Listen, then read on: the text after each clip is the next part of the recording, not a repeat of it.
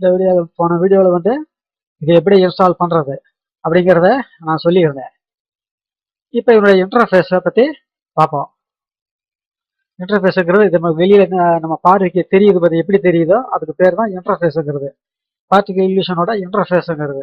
இப்போ மேலே இருக்கிறது பாருங்கள், இந்த பார்ட்டிகல் இல்யூஷன் இருக்குது பார்த்தீங்களா, இது டைட்டில் பார். அதுக்கு அடுத்ததாக இருக்கிறது மெனு பார். இது வந்து மெயின் டூல் பார். இது வந்து நட்ஜ் டூல். இப்போ இதுல இருந்து இது வரையில இருக்கிறது வந்து பிளேபேக்கு, அதாவது பிளே பண்ணி பார்க்கக்கூடியது அது. இப்போ இது வந்து லேயர் விண்டோ, இது வந்து ஹையரார்கி விண்டோ, இது ஸ்டேஜ் விண்டோ, இது வந்து கிராஃப் விண்டோ, இது வந்து இது லைப்ரரி விண்டோ. இப்போ மேலே அனிமேஷன் ஆகிக்கிட்டு இருக்கிறது எரிஞ்சிக்கிட்டு இருக்கு பார்த்தீங்களா, இது வந்து ப்ரிவியூ விண்டோ.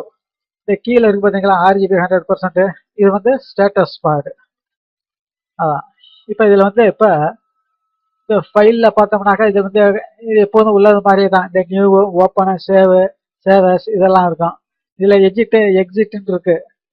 இதை கொடுத்தோம்னாக்கா இது வந்து க்ளோஸ் ஆகிக்கும். பார்ட்டிகல் விஷயம் வந்து க்ளோஸ் ஆகி வெளியில் போயிடலாம், வெளியேறது. அது அதே மாதிரி எடிட்டு. இதை மெனுலாம் இப்போ தேவையில்ல, மெயினாக தேவை இந்த டூல்கிட்ட உள்ளதில் தான் வேலை செய்ய போகிறோம். இதில் தான். இப்போ இது வந்து பார்த்தீங்கன்னா இதில் ஃபர்ஸ்ட்டில் இருக்கிறது வந்து நியூ.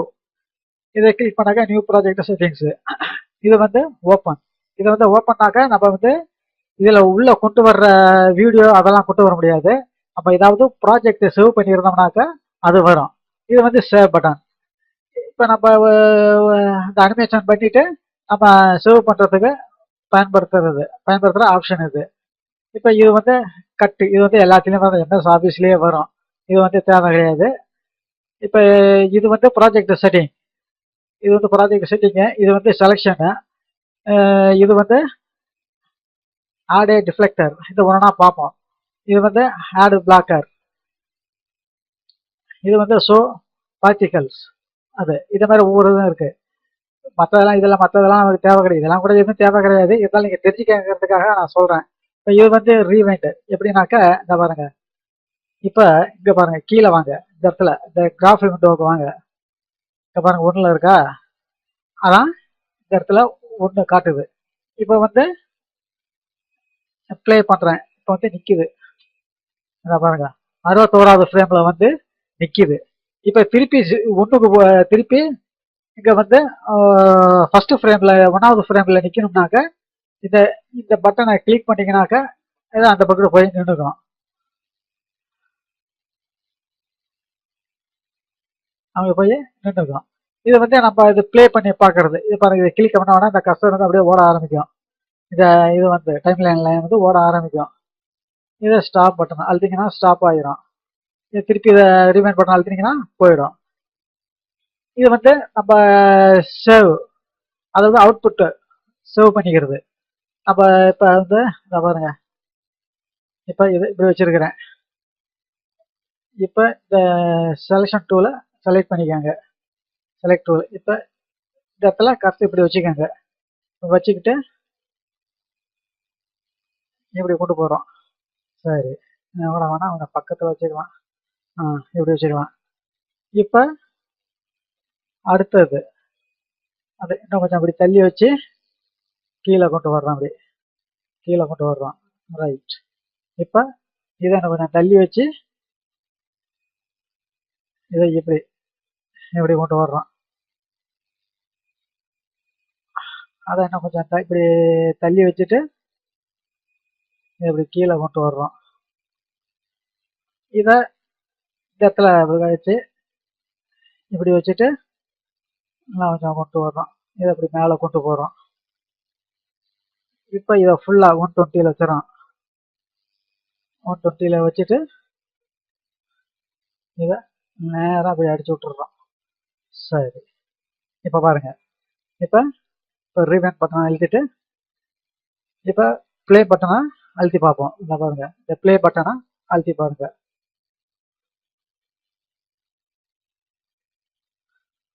இப்படி இருக்குது பார்த்தீங்களா.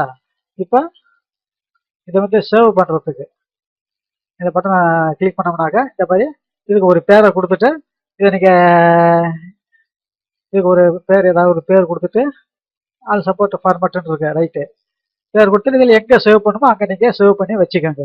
அதுக்கு தான் அந்த பட்டனு. இது வந்து ஒன்று, அதாவது 120 ஃப்ரேம் செட் பண்ணிருக்காங்க பாருங்க. இங்கே வந்து 120 வச்சிருக்கிறோம், இங்கே 120ல் இருக்கு. 120ல் 1வது ஃப்ரேம் அதில் இருக்கு, அதை காட்டும். அதான் 1ல் இருந்து 120 வரல ஃப்ரேம் செட் பண்ணியிருக்கோம் அப்படிங்கிறத காட்டுறதுக்கு தான் இது. இப்போ வந்து இதை மாற்றிக்கலாம். இப்போ 150 வச்சிங்கனாக்க பாருங்க கரெக்டாக இப்போ 150க்கு வந்துடும். இந்த 150ல் வந்து நிற்கும். இது வரல எண்டு, இதுக்காண்டு போகாது. பாருங்க இதுக்காண்டு போகாது. அதான் அது அவ்வளோதான். அடுத்தது வந்து இப்போ இதை வந்து நான் அழிச்சிட்றேன். இதை வந்து அழிச்சிட்றேன். இப்போ வந்து இது வந்து லேயர் விண்டோ. இப்போ இதை டபுள் கிளிக் பண்ணுங்க. இப்போ கார் வருதா? சரி, நான் இதில் வேறு படம் ஏதாவது ஒன்று இது பண்ணிக்கிறேன். இமேஜ் ஷிப்பு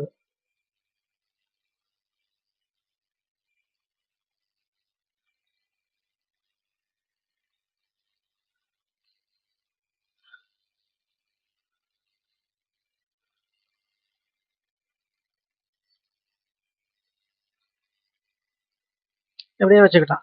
இப்போ இது மாதிரி வீடியோ வந்தாலும் சரி எதாக இருந்தாலும் சரி இதை டபுள் கிளிக் பண்ணிவிட்டு இந்த இடத்துல டபுள் கிளிக் பண்ணாக்க அது வந்துடும். அது வந்ததுக்கப்புறம் அதை உள்ளே கொண்டு வர்றது. வீடியோவை எதாக இருந்தாலும் வீடியோ இருந்தாலும் சரி, ஏதாவது இமேஜ் ஃபைலாக இருந்தாலும் சரி, இதில் கொண்டு இந்த இடத்துல டபுள் கிளிக் பண்ணி அதை வீடியோவை செலக்ட் பண்ணிட்டோம்னாக்க அப்படி உள்ளே வந்துடும். இது அதில் வந்து இதில் அந்த வீடியோ வந்து எத்தனை ஃப்ரேம்னு ஆட்டோமேட்டிக்காகவே அது வந்து எடுத்துக்கும். எடுத்துக்கிட்டு இந்த இடத்துல டிஸ்பிளே காட்டும்.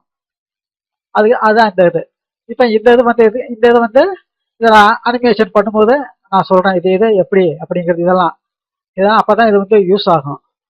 அப்போ இது வந்து நம்ம அனிமேஷன் பண்ணும்போது தான் நம்ம வந்து அது யூஸ்ஃபுல்லாக இருக்கும். சரி, ஓகே. இந்த வீடியோவில் வந்து இது ஒன்று எது இருக்குங்கிறத பார்த்துதான். சரி, இதை நான் சொல்ல மறந்துட்டேன். இது வந்து லைப்ரரி. இதை வந்து ஒரு கிளிக் பண்ணிங்கனாக்க இந்த இடத்துல வந்து இது வந்து டிஃபால்ட்டு. இப்போ வந்து நான் வேற ஒன்று போடுறேன். இந்த வருங்க, இப்போ நான் வந்து இதை வந்து எடுத்துக்கிறேன். இந்த மாதிரி பட்டர்ஃப்ளை போகிற மாதிரி வரும். அந்த இடத்துல இந்த இடத்துல டபுள் கிளிக் பண்ணிவிட்டு அதை நம்ம செலக்ட் பண்ணிக்க வேண்டியதான். அப்படி பண்ணிட்டோமா? ரைட். இப்போ இந்த இடத்துல செலக்ட் டூவில் வந்து கிளிக் பண்ணியிருந்தோம்னாக்க இந்த கர்சர் இப்படியே தான் இருக்கும், எவரோ மார்க்கில் தான் இருக்கும். அதை வந்து டீசெலக்ட் பண்ணிட்டீங்கனாக்க இந்த மாதிரி வந்துடும். இப்போ நான் இந்த இடத்துல போய் அதை இப்படி வைக்கிறேன். இப்படி வச்சுட்டேன். இப்போ பாருங்க,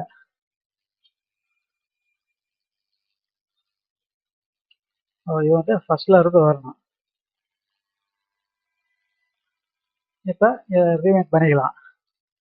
ரீவைண்ட் பண்ணிட்டு இப்போ இந்த இடத்துல போடுறேன். அப்படி இந்த இடத்துல வைக்கிறேன். அப்படி இப்போ பாருங்க,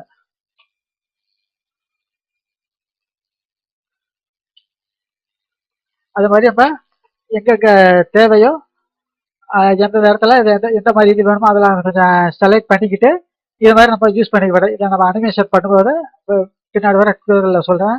இதை வந்து எப்படி இதெல்லாம் சின்னதாக்குறது அப்படிங்கிறத பற்றிலாம் நான் சொல்கிறேன். அப்போ தான் அது கரெக்டாக நேச்சரில் வரும். இல்லாட்டி இந்த படத்துக்கே தட்டி இப்போ மனத்து பூச்சிக்கும் சம்பந்தமே இல்லாத மாதிரி இருக்கும். இதில் வந்து என்ன, இந்த வீடியோ பொறுத்தவரையில் உங்களுக்கு நான் கற்பனை அதிகமாக இருந்துச்சுனாக்க நீங்கள் தான் நம்பர் 1 வருவீங்க. அதான். இப்போ இந்த வீடியோ ஃபுல்லாக பார்த்தீங்கன்னாக்க நிச்சயம் நீங்கள் வந்து ஒரு அனிமேஷன் மாதிரி ஒரு வீடியோவை எடிட்டிங் பண்ணிடலாம். ஓகே, நான் அடுத்த கிளாஸில் இதை வந்து புதுசாக நம்ம ஒரு வீடியோவை கொண்டு வந்து அதை எப்படி அதில் அனிமேஷன் பண்ணுறது அப்படிங்கிறத நான் சொல்கிறேன். தேங்க்ஸ் ஃபார் வாட்சிங்.